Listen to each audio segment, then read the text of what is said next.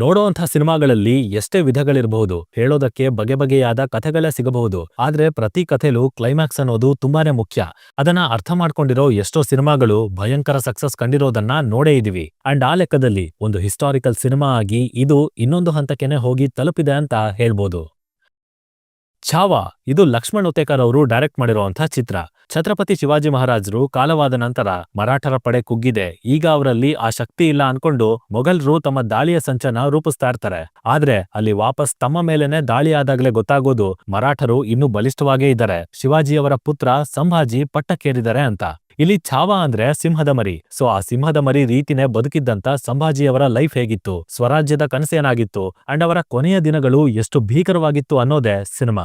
ಇನ್ನ ಆಕ್ಚುಲ್ ಆಗಿ ಫಿಲ್ಮ್ ಹೇಗಿದೆ, ನನಗೇನ್ ಇಷ್ಟ ಆಯ್ತು, ಏನ್ ಕಷ್ಟ ಆಯ್ತು, ಇದೆಲ್ಲದ್ರ ಬಗ್ಗೆನೂ ಡೀಟೇಲ್ಡ್ ಆಗಿ ಮಾತಾಡ್ತೀನಿ. ಆದ್ರೆ ಅದಕ್ಕಿಂತ ಮುಂಚೆ ಚಾನಲ್ಗೆ ಹೊಸಬ್ರಾಗಿದ್ರೆ ಸಬ್ಸ್ಕ್ರೈಬ್ ಮಾಡ್ಕೊಳ್ಳಿ. ಅಂಡ್ ವಿಡಿಯೋ ಇಷ್ಟ ಆಯ್ತು ಅಂದ್ರೆ ಡೆಫಿನೆಟ್ಲಿ ಒಂದು ಲೈಕ್ ಕೊಟ್ಟು ಕಂಟಿನ್ಯೂ ಮಾಡಿ. ನಿಮ್ಮ ರಿಕ್ವೆಸ್ಟ್ ಮೇಲೆನೆ ಬರ್ತಾ ಇರುವಂತ ರಿವ್ಯೂ, ಆ ಕಾರಣಕ್ಕೆ 2000 ಲೈಕ್ಸ್ ಅಂತೂ ಎಕ್ಸ್ಪೆಕ್ಟ್ ಮಾಡ್ತಾ ಇದ್ದೀನಿ. ನೋಡೋಣ ತಲುಪ್ತೀವಾ ಇಲ್ವಾ ಅಂತ.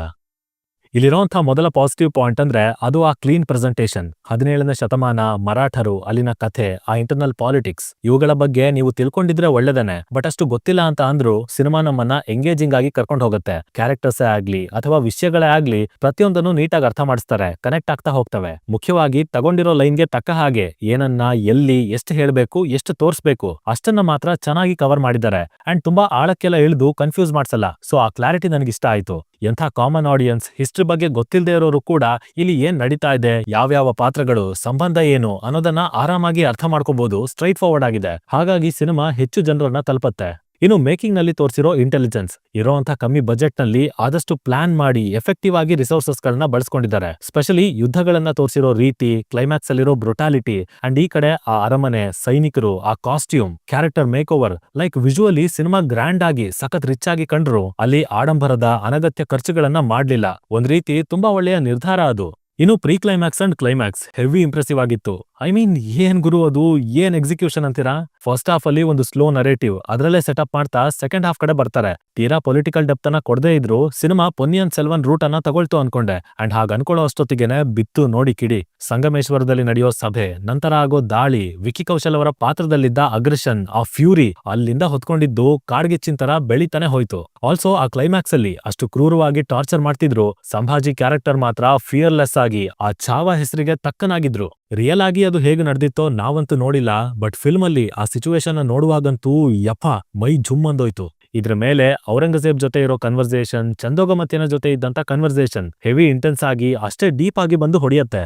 ಪರ್ಫಾರ್ಮೆನ್ಸಸ್ ವಿಷಯಕ್ಕೆ ಬಂದ್ರೆ ವಿಕಿ ಕೌಶಲ್ ಅವರು ಸಂಭಾಜಿ ಮಹಾರಾಜ್ರೆ ಮೈ ಮೇಲ್ ಬಂದಿದ್ರ ಅಂತ ಅನಿಸ್ಬಿಡ್ತು. ಆ ಲೆವೆಲ್ ಅಲ್ಲಿ ಆಕ್ಟ್ ಮಾಡಿದ್ದಾರೆ. ಇನ್ಫ್ಯಾಕ್ಟ್ ಅದನ್ನ ಆಕ್ಟಿಂಗ್ ಅಂದ್ರೂ ತಪ್ಪಾಗತ್ತೆ, ಅವರೇ ಆ ಪಾತ್ರವಾಗಿದ್ರು ಅಂತ ಹೇಳ್ಬೋದು ಅಷ್ಟೇ. ಸೆಕೆಂಡ್ ಹಾಫ್ ಅಲ್ಲಿರೋ ಸೀಕ್ವೆನ್ಸ್ಗಳು, ಸಂಗಮೇಶ್ವರದಿಂದ ಮುಂದೆ ನಡೆಯೋ ಎಪಿಸೋಡ್ಗಳು, ಸಿನಿಮಾದ ಕಂಪ್ಲೀಟ್ ಎಮೋಷನ್ ಅವರ ಸುತ್ತನೆ ಸುತ್ತೋದಕ್ಕೆ ಶುರು ಆಯ್ತು. ಅಲ್ಲಿವರೆಗೂ ಹೋಲ್ಡ್ ಮಾಡಿ ಇಟ್ಕೊಂಡಿದ್ದಂತವ್ರು ಸಡನ್ ಆಗಿ ಎಕ್ಸ್ಪ್ಲೋರ್ಡ್ ಆಗೋದ್ರು. ಆ ಡೈಲಾಗ್ ಡೆಲಿವರಿ, ಎಕ್ಸ್ಪ್ರೆಷನ್, ಅಗ್ರೆಷನ್, ಆ ವಾಯ್ಸ್ ಮಾಡ್ಯುಲೇಷನ್ ಇಂದ ಹಿಡಿದು ಪ್ರತಿಯೊಂದರಲ್ಲೂ ಎಫರ್ಟ್ ಕಾಣತ್ತೆ. ಅಲ್ಲ ಫೈರ್ ಕಾಣತ್ತೆ. ನ್ಯಾಷನಲ್ ಅವಾರ್ಡ್ ಸಿಗತ್ತೋ ಇಲ್ವೋ ಗೊತ್ತಿಲ್ಲ, ಬಟ್ ಒಂದಂತೂ ನಿಜ, ಸಂಭಾಜಿಯವರ ಪಾತ್ರಕ್ಕೆ ಇದಕ್ಕಿಂತ ಒಳ್ಳೆ ನ್ಯಾಯ ಮತ್ತಿನ್ನೆಲ್ಲೂ ಸಿಗಲ್ಲ. Fearless performance, fire performance. ಇನ್ನು ಇವರನ್ನ ಹೊರತುಪಡಿಸಿದ್ರೆ ಬೇರೆ ಎಲ್ಲರೂ ಕೊಟ್ಟಿರೋ ಸ್ಪೇಸ್ ಅಲ್ಲಿ ತಮ್ಮ ಪಾತ್ರಕ್ಕೆ ತಕ್ಕ ಹಾಗಿದ್ರು. ಬಟ್ ಸ್ಟಿಲ್ ಅದರಲ್ಲಿ ಕವಿ ಕಳಶ್, ಚಂದೋಗಮತ್ಯ ಅವರಿಗೆ ಒಳ್ಳೆ ಇಂಪಾರ್ಟೆನ್ಸ್ ಅನ್ನ ಕೊಟ್ಟಿದ್ರು. ಅವ್ರ ಕಡೆಯಿಂದ ಬಂದಂತ ಒಂದಷ್ಟು ಡೈಲಾಗ್ಸ್, ಸ್ಪೆಷಲಿ ಕ್ಲೈಮ್ಯಾಕ್ಸ್ ಅಲ್ಲಿನ ಕವಿತೆ, ಅದನ್ನ ಹೇಳಿರೋ ಸಂದರ್ಭ, ಅದು ಆಕ್ಚುಲಿ ಸಂಭಾಜಿಯವರ ಜೊತೆಗೆ ಅವರಿಗಿದ್ದ ಒಡನಾಟ ಎಷ್ಟು ಗಾಢವಾಗಿತ್ತು ಅನ್ನೋದರ ಪಿಕ್ಚರೈಸೇಷನ್.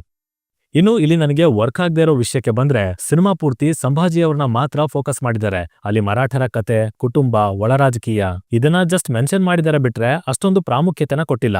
ಒಂದ್ ಕಡೆ ಆತರ ಸಿಂಪಲ್ ಮಾಡ್ಕೊಂಡು ಹೋಗಿದ್ದಕ್ಕೇನೆ ಪಾಸಿಟಿವ್ ಆಗಿದೆ, ಹೌದು. ಅಂಡ್ ಒಂದೇ ಕ್ಯಾರೆಕ್ಟರ್ ಹಿಂದೆ ಹೋಗಿದ್ರು ಕೂಡ ವಿಕಿ ಕೌಶಲ್ ಅವರ ಅಬ್ಬರ ಅದನ್ನ ನೆಗೋಷಿಯೇಟ್ ಮಾಡ್ಬಿಡತ್ತೆ. ಬಟ್ ಸ್ಟಿಲ್ ಸೆಕೆಂಡ್ ಹಾಫ್ ನಲ್ಲಿ ಜೊತೆಗಿರೋರ್ನ ಕಳ್ಕೊತಾ ಹೋದಾಗ ಮೊದಲು ಅವರಿಗೆ ಇಂಪಾರ್ಟೆನ್ಸ್ ಕೊಡದೇ ಇರೋದ್ರಿಂದ ಅದು ಅಷ್ಟೊಂದು ಅಫೆಕ್ಟ್ ಮಾಡಲ್ಲ, ಕನೆಕ್ಟೂ ಆಗಲ್ಲ.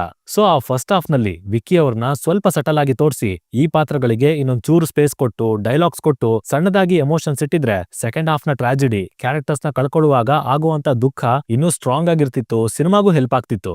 ಇದು ಬಿಟ್ರೆ ಒಂದೆರಡು ಆಕ್ಷನ್ ಸೀಕ್ವೆನ್ಸಸ್ ಅಲ್ಲಿ, ಸ್ಪೆಷಲಿ ಇಂಟ್ರೊಡಕ್ಷನ್ ಯುದ್ಧ, ಸಿಂಹದ ಜೊತೆ ಇರೋ ಫೈಟ್ ಅಲ್ಲಿ ವಿಜುವಲ್ಸ್ ಇನ್ನೂ ಎಫೆಕ್ಟಿವ್ ಆಗಿ, ಇನ್ನೂ ಫೈನ್ ಆಗಿ ಬರ್ಬೇಕಾಗಿತ್ತು. ಹಾಗೆ ಹಲವು ಕಡೆ ಸ್ಲೋ ಮೋಷನ್ಸ್ ನ ಕಮ್ಮಿ ಮಾಡ್ಕೊಂಡಿದ್ರೆ ಬೆಟರ್ ಇರ್ತಿತ್ತು.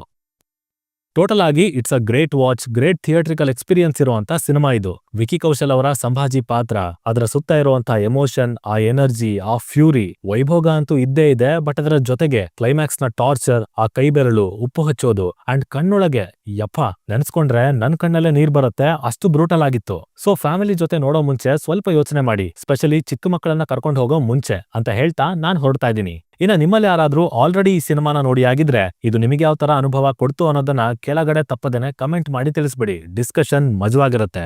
ಸೈನಿಂಗ್ ಆಫ್, ಲಿಖಿತ್.